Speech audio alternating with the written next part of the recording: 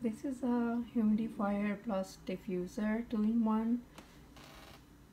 Has the this one is for mist setting and this one is for lighting. When you have the red light on, then the mist is just medium, the minimum. Here it says on the user manual. I will highly recommend to read it to set up how to put water and to start using it. So when you do red, it's minimum, then you press again and it will be yellow and it's medium, and when you press again, not press, actually touch, so it will be, you can see that's a lot, that's the maximum mist, and if you press again it will be off.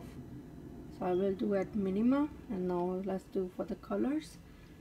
And when you press it, it will start at a color changing mode, and without your interruption or touching, it will just keep changing. But if you want to keep a color, you can just press it and it will stay on the same color.